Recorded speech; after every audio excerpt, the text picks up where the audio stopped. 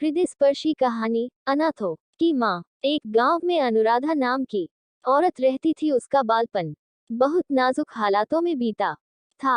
वह कभी स्कूल नहीं गई थी। उसकी माँ ने उसका विवाह विक्रमपुर के छोटे किसान से कम उम्र में ही शादी कर दी थी। उस काल में शादी कम उम्र में हो जाती थी। उसके ससुराल वाले इतने अच्छे नहीं थे। सास उसे हमेशा दोष देती थी। उससे दिन भर सारा काम करवा लेती थी और खाने के समय उसे बासी खाना देती थी। उसका पति भी उसकी कोई बात नहीं सुनता और उस पर हर छोटी मोटी बात पर चिल्लाता था। वह जब अकेली रहती थी तब बहुत रोती थी। कुछ महीने बाद अनुराधा गर्भवती हुई। उस वक्त उसे आराम, अच्छा खाना, प्यार और देखभाल की बहुत जरूरत थी। लेकिन उसके ससुराल वालों ने उसे ऐसी जगह रहने पर मजबूर किया कि जहां जानवरों को बांधा जाता था। फिर कुछ दिन बाद उसने तबेले में ही एक बेटी को जन्म दिया।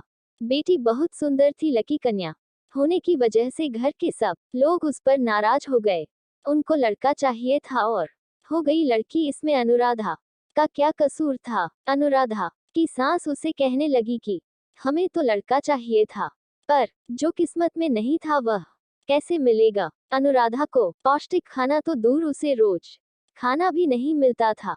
फिर भला वह अपनी बच्ची को दूध कैसे पिलाती? भूख से व्याकुल होकर अनुराधा को चक्कर आने लगे। एक दिन अनुराधा उसकी लड़की को लेकर उसके मायके पहुंची और उसने उसके साथ हुए सारे अत्याचार अपने माता पिता को बताए। पर उसके माता पिता ने उसे अपने साथ रखने से इनकार कर दिया। उसके माता पिता उसे फिर से ससुराल जाने के लिए कहने लगे। अनुराधा की माँ उसे कहा कि अब तेरा मायका तेरा नहीं रहा, अब तेरा ससुराल ही तेरा घर है, तू ससुराल जा। ऐसी बातें सुनकर वह चौंक गई। उसको कुछ समझ में नहीं आ रहा था।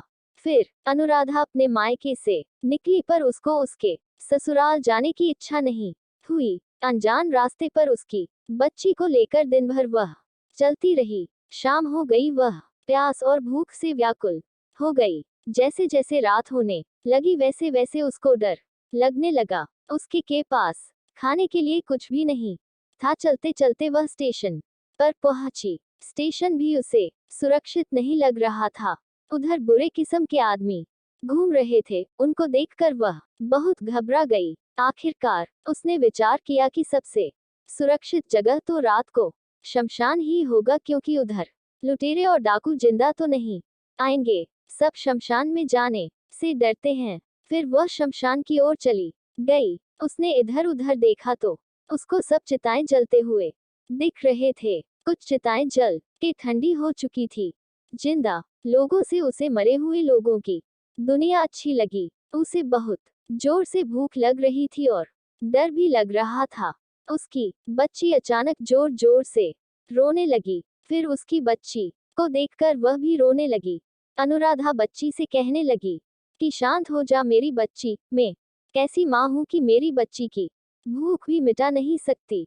उसने आजू बाजू देखा तो उसे चिता के पास एक आटे का गोला दिखा और उसने उस आटे के गोले से 2 मोटी रोटी बनाई। चिता की लकड़ियों पर उसने वह रोटी सेकी और खाए।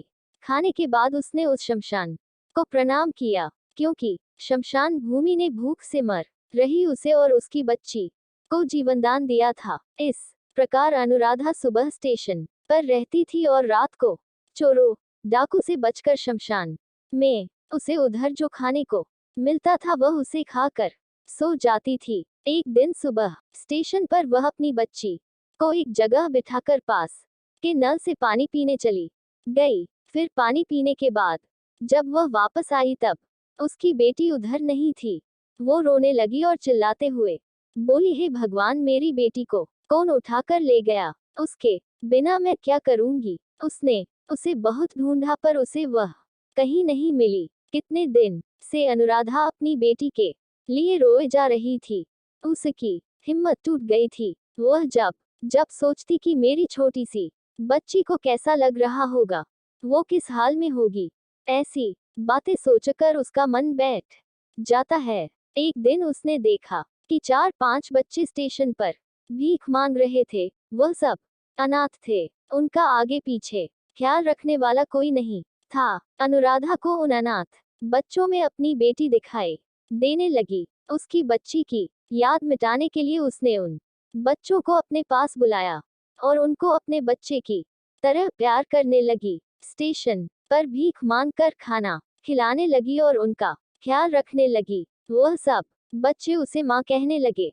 सब बच्चे अनुराधा के आसपास रहने लगे। धीरे धीरे अनुराधा के पास 10-12 बच्चे रहने लगे। अब वह सब बच्चों की माँ बन गई थी। बच्चों की संख्या बढ़ने के कारण उस छोटे स्टेशन पर भीख मांग कर गुजारा करना कठिन हो रहा था। अनुराधा सब बच्चों को लेकर बड़े शहर की चली गई। उधर कई लोगों ने उसको देखा और जाना कि कैसे अनुराधा अनाथ बच्चों की सेवा करती है। लोगों ने उसके काम की तारीफ की। कुछ अच्छे लोगों ने पैसे जमा करके उन सब बच्चों के रहने, खाने, पीने और पढ़ाई की व्यवस्था की। उनके लिए घरों और स्कूल की निर्मित की और धीरे धीरे अनुराधा के पास 1000 बच्चे हो गए। वह सब की माँ थी और वह सब बच्चे उसके खुद के बच्चे बने। हर माँ बाप की तरह अनुराधा ने उसके पास आने वाले हर अनाथ बच्चे का पालन पोषण और शिक्षा में कोई कमी नहीं छोड़ी। उनमें से कुछ बच्चे डॉक्टर, प्रोफेसर, इंजीनियर और देश के अच्छे नागरिक बने। उन्होंने उनका घर बसाया और उनकी माँ अनुराधा को कभी नहीं भूले। वह सब माँ से जुड़े रहते थे। अनुराधा के काम को चारों ओर से प्रसिद्धि मिली। उसे शहर में उसके अनुभव बताने के लिए बुलावा आने लगा। अनुराधा अब कमजोर औरत नहीं बल्कि एक बहादुर औरत बन गई थी। इतना सब होने के बाद भी अनुराधा जब सोती थी तब उसे उसकी बेटी की याद हमेशा आती थी।